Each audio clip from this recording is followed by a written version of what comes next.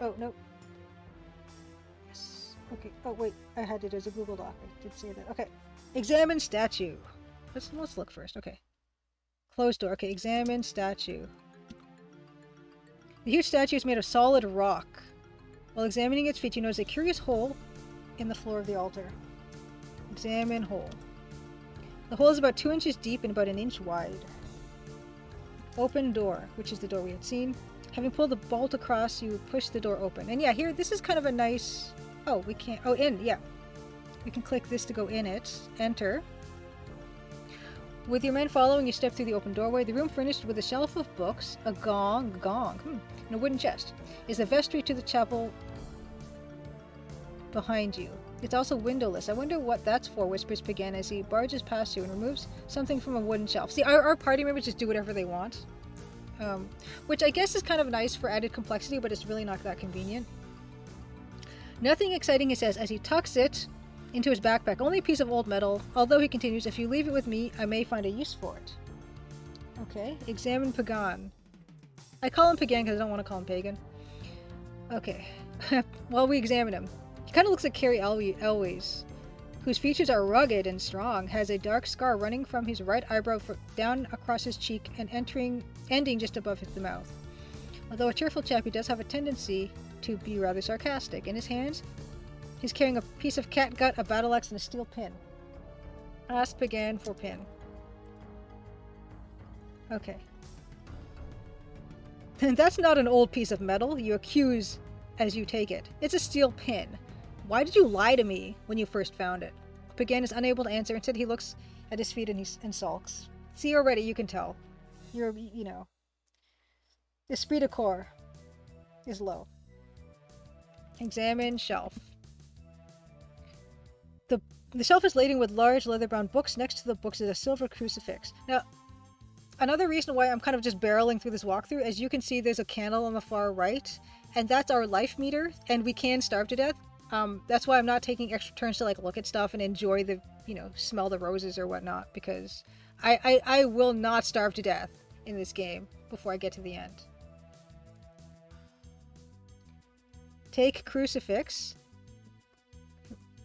and examine it. This is just a nice way to show off the flexibility of the parser that we have here. Okay. You take the silver crucifix. The crucifix is small and plain. Unlock chest with platinum key. Mechanism creaks in protest. Protest as the platinum key unlocks the chest. Drop platinum key. Yes, our inventory is limited. And we're at full capacity. Open chest and examine it. Smell, yeah, exactly. Smell the roses, die of starvation. Can't eat the roses.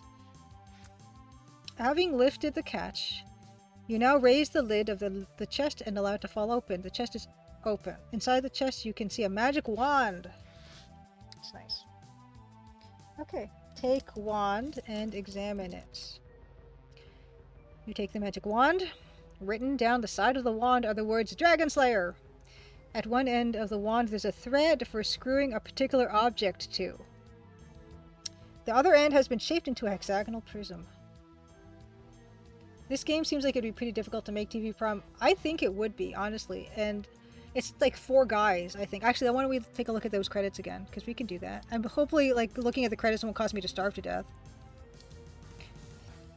I would like to acknowledge the contributions, however trivial, of the following people. Myself, Carl Buckingham, for writing a brilliant adventure and drawing the graphics, one guy. Colin Mongardi for his incredibly long mega programs. Also, Eugene Messina for manscaping. Mapscaping, additional design. Three English fellows, it seems, have made this. And it's amazingly good. Quite good, in fact. Yeah. So, cheers to you chaps. Fasten diamond to wand. Gosh darn it.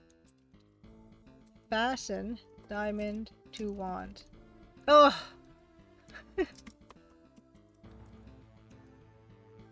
Diamond glows slightly as it's screwed into the wand. It's a beautiful game. It really is. And I love the UI. Okay. Out. Put pin in hole. As the steel pin slides into the hole, you become aware of a loud creaking and grinding. My god, gasps Pagan as he grabs hold of your arm and pulls you away. The statue's alive. While stepping quickly backward to the safety of the door along the northwest wall, the statue, which has suddenly changed into a giant ogre. What? Oh, that's a different color. What's going on? It begins to move. Finally, after pulling itself away from the southeast wall, it raises its axe, jumps down onto the floor, and moves slowly toward you and your men. I was saying this is an EGA game. This is not an EGA. That's not the light gray, is it? Or is it? Wow, for some reason it doesn't look like the light gray. It looks warmer, but maybe my eyes are playing tricks. Round peg and round hole, exactly. Okay, what are we to do? Ogre with axe pulls away from all. Take pin and drop it. Okay. Well, he is coming slowly. Take pin and drop it.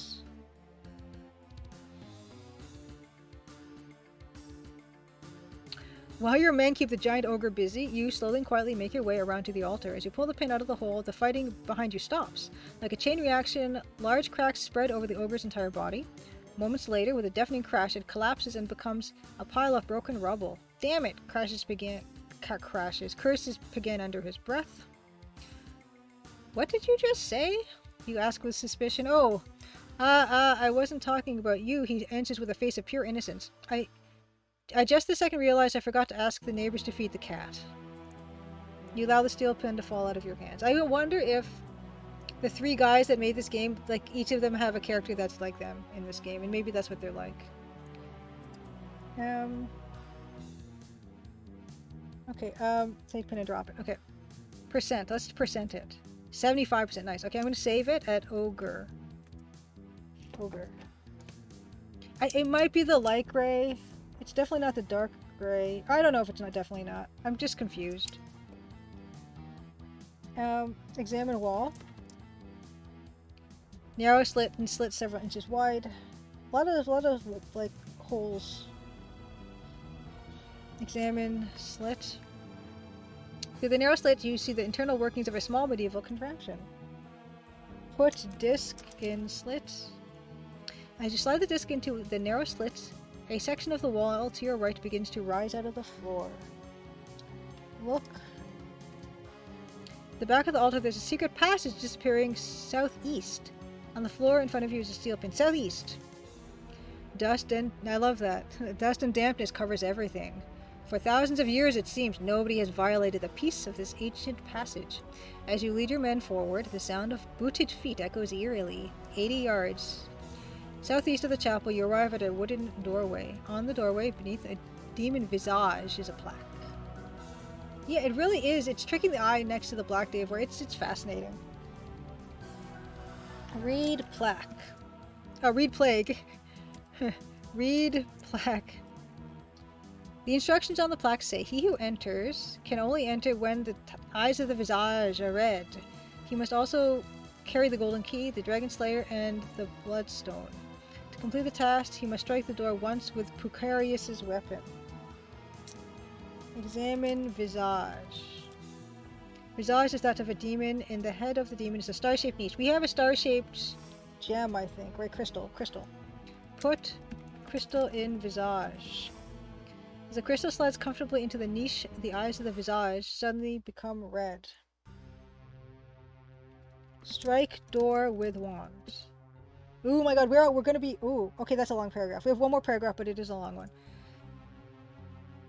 As the wand strikes the wooden door, the whole world explodes into a million colored lights. After several seconds of falling through a timeless zone, you find yourself and your men standing on a thin rock ledge that overlooks a valley of molten lava, hundreds of feet away. Now what do we do? Asks Cornelius. He can be such a helpful chap sometimes. Save. We can save. Lava.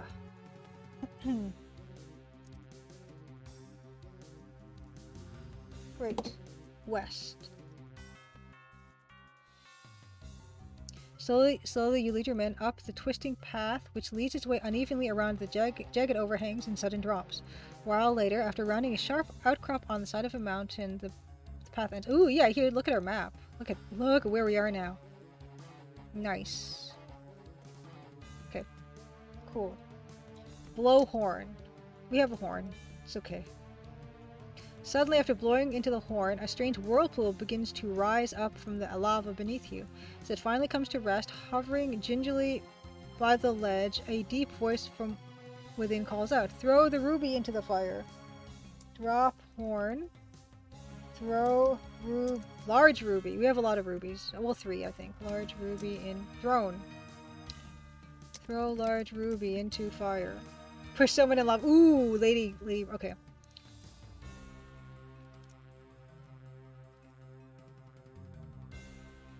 Push Begin into lava. While trying to push Begin over the cliff edge, you trip and fall helplessly to your death. Your valiant effort ends here. Better luck next time, sucker! Thank you, Real Lady Alpha. You always have the best suggestions. Would we try to kiss the hunter? Didn't he take issue with that? Yes, there. Let's do it again. Yes, load a save game.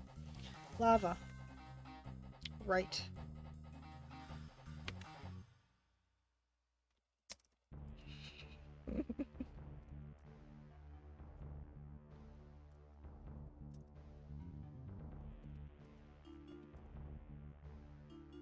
I'm open to suggestions, of course, by the way. As the ruby hits the surface of the lava, there's a sudden explosion of colored lights. A moment later, you find yourself and your man standing in a tunnel entrance along the north side of the valley. Cool. Cool. North. Shadows dance crazily. Yeah, I guess that's the light gray. Yeah. Oh, that's just an optical illusion. Off the crystal-covered walls as you lead your men down a constantly descending tunnel, which, after several minutes, merges into a 10-foot wide passage. Across the floor of the passage, several yards in front of you, is a huge pit. "Damn your success!" screams Pagan as if he's suddenly gone mad. After pushing past you and the rest of the bewildered men, he stops and shouts, "Demons of the underworld, show thy mortals the power of your bite." From the bottom of the pit comes a faint rumbling, and as the seconds pass, the noise becomes louder and louder. Crash! Exploding upwards out of the hole and shattering against the ceiling is a raging inferno. "Here your quest ends!" laughs Pagan. Ha ha ha ha! Wickedly before sweeping his arm downwards and disappearing. Oh man, plot twist. You have a warped mind. It's okay. No, really, Lady Elfie, it works for you. It really does. It's brought us so much joy. Okay. Okay, we're gonna go north. 20 feet to the north. Yeah, this game also is very hung up on how far we go. The burning from the flames almost caused you to faint. Go another north. After a further 20 feet, large blisters readily form on your face and arms. Let's go north again.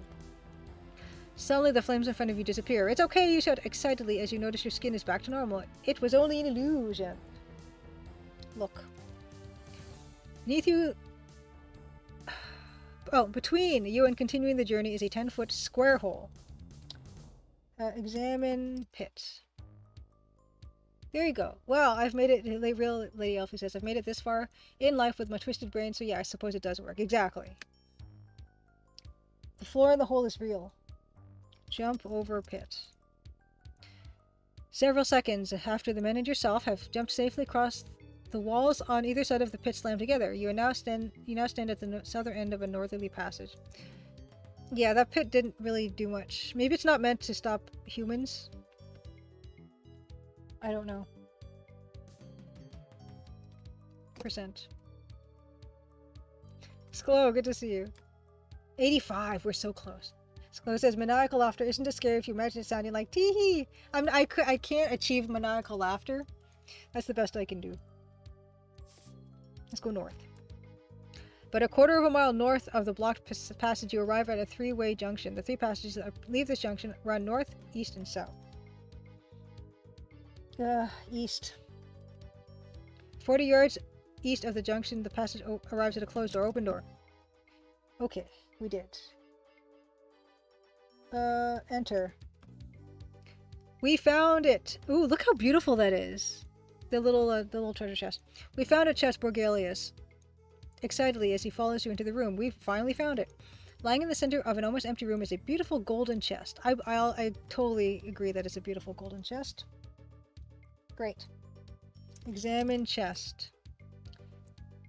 Within the solid gold chest, you can see the enchanted sword and shield, which for so many years have been... What? Within the solid gold chest, you can see the enchanted sword and shield, which for so many years have been nothing more than a fable. Okay, that's... Okay.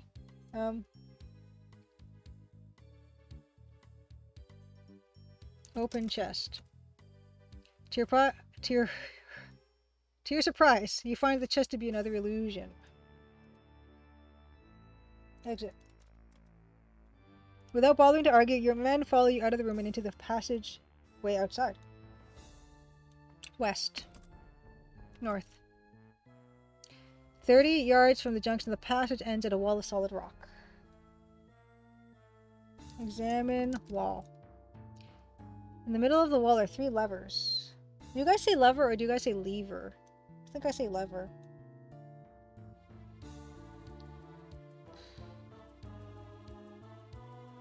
Lower first lever. I wonder how we're supposed to know this. Pull the first lever down. I like how there's an actual graphic for that. Lower third lever. Tee-hee is my favorite kind of maniacal laughter, Lady Elfie. Tee-hee! Ooh. Abruptly, the wall in front of you rises upward into the ceiling. The wall in front of you rises. Okay. With your men following, you step apprehensively through the secret doorway into a dark, ominous cavern. As the secret door behind you slams shut, 1,000 hovering spears light up, directly in front of you, in a cavern that stretches to almost 100 yards in all directions. It is... What? Is Pagan. To the left of Pagan and yourself, you can see a gold chest suspended magically over a bottomless pit and surrounded by a moat of deep water. The Inferno is a simple illusion, he sneers, but not all my power is fake. As his eyes narrow, he draws forth a small object from his pocket, throws his head back, and shouts, Earth, water, sun, and air, spawn of dragon, enter my lair. On doing thy bidding I shall tell you mortal, yon mortals now shall plummet to hell. Upon finishing, forked lightning bursts forth from his outstretched palms, strikes the floor. From the charred spot, a dense black vapor rises upward and begins to condense into the shape of a huge being. Kill them and guard the chest, commands Pagan to the dragon while pointing in your direction. You curse word. Removing the bottle of brandy from his belt, Borgelius steps forward and throws it with acute accuracy. The chilling howl of supernatural rage echoes off the chamber walls as Pagan slumps to the floor. Standing over him and staring down at the discarded body is the exhausted and terrible form of Suzar. That's the wizard guy that we're supposed to face. After casting an evil eye, he turns and disappears north down a narrow passage in the rock wall beyond the dragon. Knowing that the bottle of brandy is more precious to him than life itself... Knowing that the bottle of brandy is more precious to him than life itself, Borgelius runs forward, much to the dragon's amazement, grabs the bottle and runs back. Okay. I guess I should save. Dragon. Check the percent. I feel like we're getting close. Okay. Percent. 99. Oh, I'm so excited. Yeah, that's some good brandy, Safsy. Or maybe he's just that into alcohol. Okay, wave wand. While pointing the wand...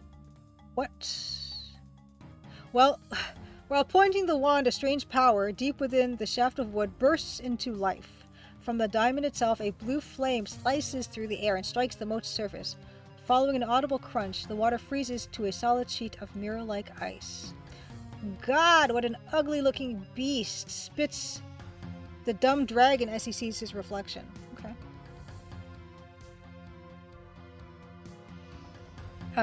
Turning his attention to the ice, he jumps onto it and slips over. Oh. Okay. Take Pagan and examine him. Where am I? He asks weakly as he comes to. Comes to! And what hit me? Borgelius looks away. The last thing I remember, he continues while rubbing his forehead, was entering the void in the forest. Then everything went... blah! Pulling himself to his feet, he points to the moat. There's a curse word dragon over there. On hearing the startled noise of the dragon... What? On hearing the startled noise, the dragon turns his attention from the mirror image, swings his legs around, and stands up. Try to make a fool of me, will you? He roars angrily as a bolt of yellow from his gaping jaws blackens the stone floor in front of you. Yeah, I don't think he got to have any of the booze. I think Pagan just got hit in the head with it. But the bottle, not the booze. Pagan, and that's not figuratively speaking, I mean literally. Pagan whose features are... Oh. Okay, that's the same. Why did I have to examine him? Oh, and a teardrop. Oh, he's got a teardrop. That's what I need. Ask Pagan... Oh. Ask Pagan for teardrop and examine it. Can I do that? Can I do that? Cool. Pagan hands you the teardrop. The beautiful teardrop, which is icy cold to the touch, is being held in a finely wrought net of brass and silver. As you look, you notice a face, a woman's face, haunting and sad, which, as you watch, twists and coalesces into the features of a serpent. Ooh. I don't know where he got that from. Warm teardrop. I don't know how we're supposed to do that. Sit on it? Put it in our mouth? While heating the teardrop, you view a strange and astonishing sight. Slowly, as the outer shell of the dragon begins to fade and become... What? Slowly, as the outer shell of the dragon begins to fade and becomes slowly transparent, you notice within its great frame the body of a beautiful young woman. Oh no, you know, I'm so scared right now. This is the first woman in the entire game, and I don't know if our boys can handle it. Okay. As the shadowy outline, and what I mean by boys, I don't mean our party members, I mean the actual developers. As the shadowy outline finally disappears, the woman crumples to the floor. Examine woman. Woman is lying asleep on the floor of the cavern. Wake woman. Whoa, what? Excuse, what? This is how our boys wake a woman, by the way. Following a punch on the nose and a knee in the whatsits, the young woman pushes you back and jumps to her feet. Trying it on where you... I knew it. Just kiss her like you do in every good text adventure game. No, you punch her in the face. Don't... What are you talking about? This is 1987. This is how things were done back then. Ask your parents. Trying it on, where are you? She growls while adjusting the puny top that's covering her ample chest. He was trying to wake you up, answers Balar, as he looks at you with a worried look, writhing about on the floor. What? Oh! Okay, the woman punched. The woman punched. The woman punched. And kneed in whatsits. That's what happened. Where did my captions go? I don't know where the captions went. They sometimes start and they sometimes stop, and I don't know why that happens. I was there in 87, though I was little. This guy got cancelled. No, but I think this is just very confusing. Because we tried to wake her, but yeah, don't worry about it. No, the woman punched and then knee. Not that that's okay, but she was surprised. Right. Yeah, I hate being woken from an actually reasonable reaction. Okay, but don't worry about it. Don't worry about it. Oh, there she is. Oh, dear me. While Balar explained the situation and how it had all come about, the pain below begins to subside. My sincere apologies, smiles the woman as she helps you to your feet. My name is Crysella. Save. Bikini.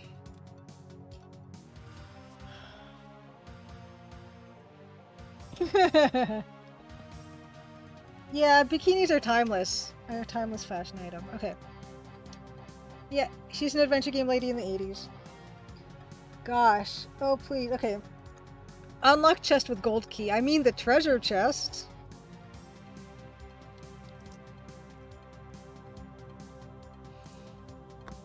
With begin holding onto the belt of your trousers in case you slipping on the ice and falling into the pit, you reach over to the lock chest and insert the gold key. Having turned the key and heard the lock slide back, you raise the lid and gaze inside. Lying on the floor of the chest is the legendary sword and shield. Say, how you doing?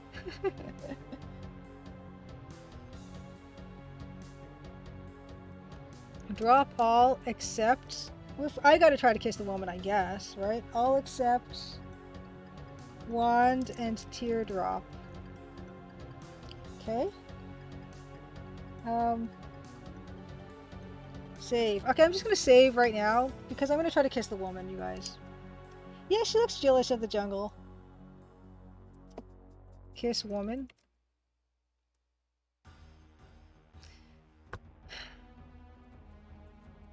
In response to your kiss, Crysella catches hold of you, pulls you over her knee, and smacks your bum.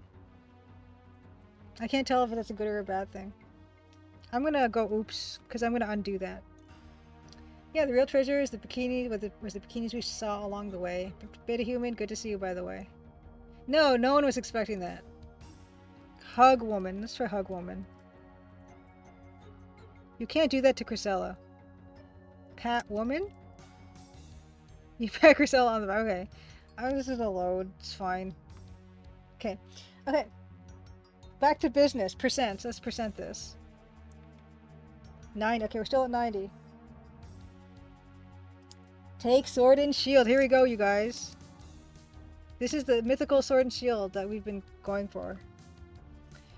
With Balar helping you stand steady on the slippery ice, you remove the magical sword and magical shield from the floating chest.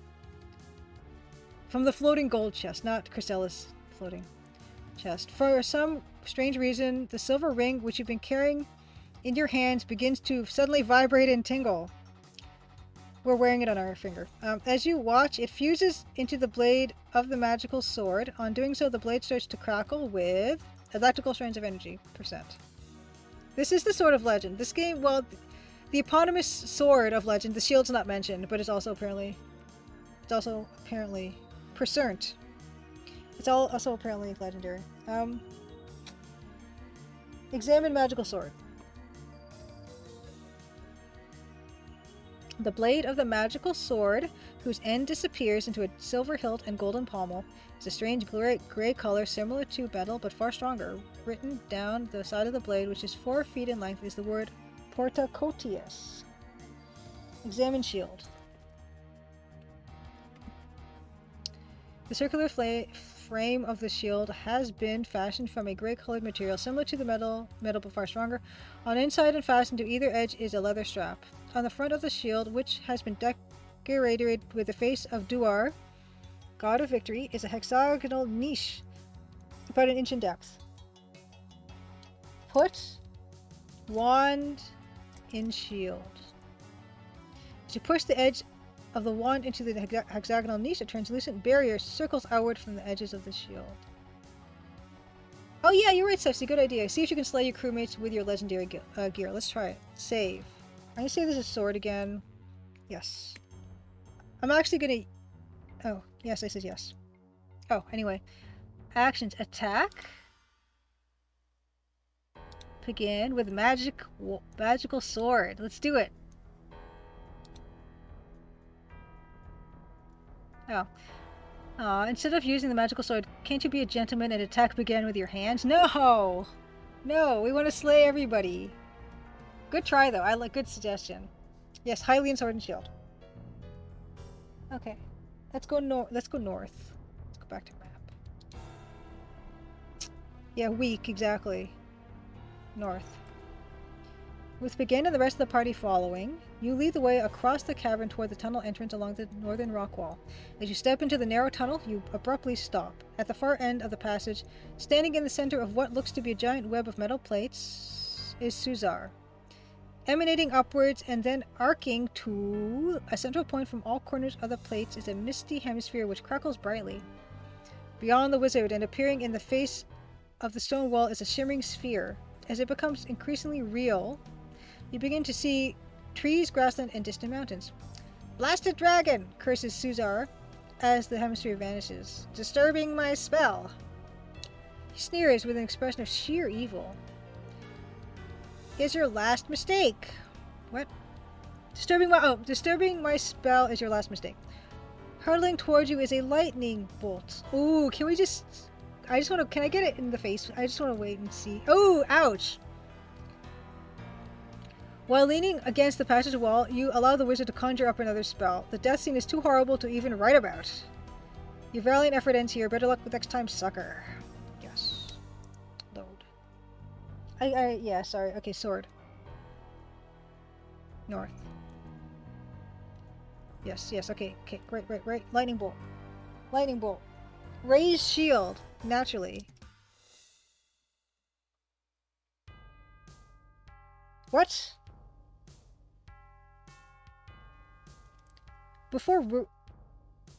Before doing so, you remove the magical wand from the shield. Okay. The exorbitant pressure as the lightning bolt shatters against the shield knocks you several feet backwards.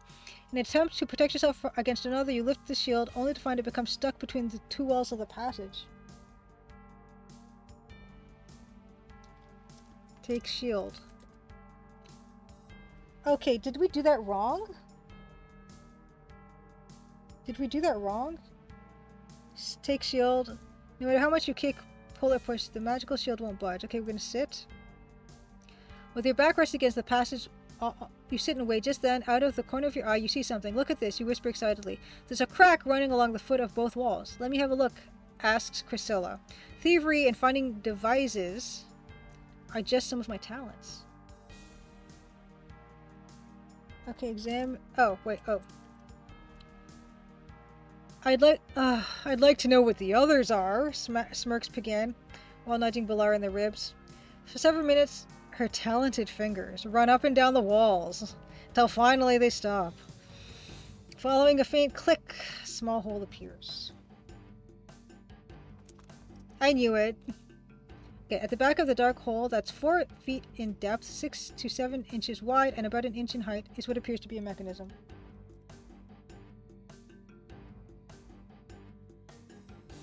Put sword in hole. As you push the magical sword into the hole, you hear a deep rumbling and grinding as the passage walls slowly widen, allowing the shield to drop. Someone up there just doesn't like me. You grumble as you find that the sword has now become stuck. Look out, warned Borgelis as Suzar throws a fireball. Great.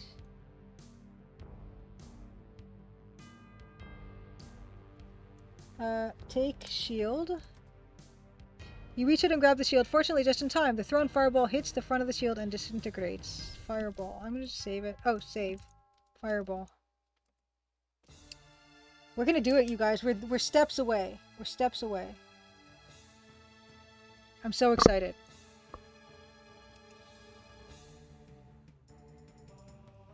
Okay. Take sword. The damn thing won't budge, you gasp. Ear, let me have a go, grins Crysella as she pushes you aside. After several unladylike grunts, the sword comes loose. As it does, the wall slide back and the hole disappears. Nice weapon, she remarks while resting it against the wall. So she's really strong, that's cool. That's cool, she's strong. Fingers crossed for one more final boss. I don't know. We'll see. We still haven't defeated Suzar.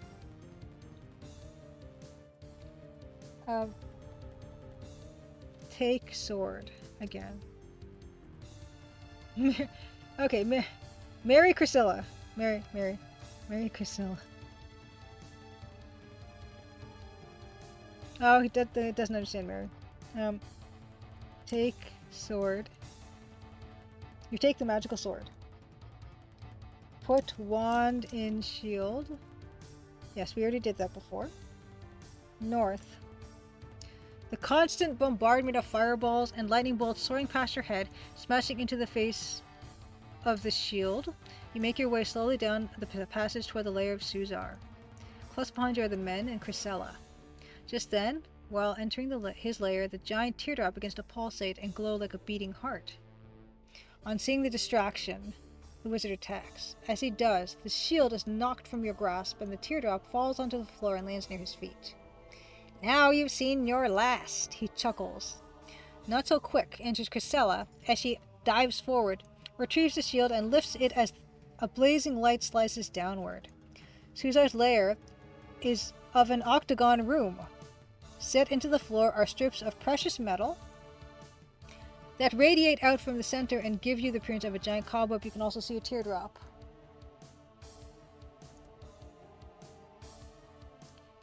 Examine. Mansplain to Crysella. Examine metal. The strips of metal, which make up the cobweb, are electrically conductive. Okay. Save. Web.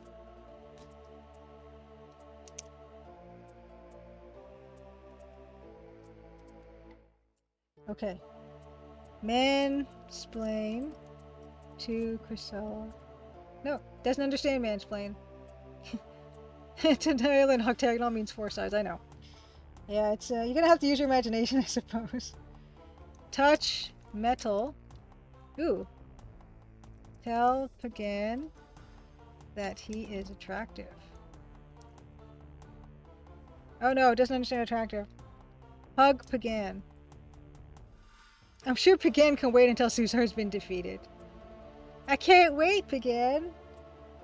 I'm glad, it's kind of amazing that they had a message specifically for that. What if I kiss Crysella again? Okay. We still have time to do that. Okay. Here's the final thing, you guys. We're gonna do it. We're gonna end. Let's percent. 95%. Transcend desire, achieve nirvana. Apparently not in our case. Okay, touch metal with sword. This is it, you guys. This is the end of Legend of the Sword. Touch metal with sword. No! Screams Suzar as he watches you touch the metal strips of the blade. Metal strips of the blade of the sword. Streaking inwards from all corners of the web. All 8 corners of the web. And entering the teardrop are a dozen lines of electricity. A dozen? Should be 8. Yes, Ceci, they anticipated this would be a time in the game with a lot of hugging. Until she smells like death. Robin the Red Fox. Okay, so from all dozen lines of electricity from the octagonal room, that's a 4-sided room in the map, a dense cloud forms around the panic-stricken wizard, and after gripping hold of him, dissolves into the teardrop. Having picked it up, you step forward, and with your men cautiously following, you enter the sphere. The sphere. Following a blinding flash, you find yourself in the middle of an open grassland. To the west, you can see the distant green of a forest, and to the east, the mountains of Einar. With the sword and shield held tightly in your hands, a cold shiver suddenly runs down your spine as a deep voice calls out from the teardrop. Congratulations this time, adventurer! But remember, when I escape, I, the great wizard Suzar, shall crush your futile quest. Until next time, hoo-hoo-ha. Comfort wizard. Your mocking boasts fall upon deaf ears, wizard. You answer with hate as you lift the sword into the air and allow the sun's rays to bounce reflectively off the blade. You shall never escape.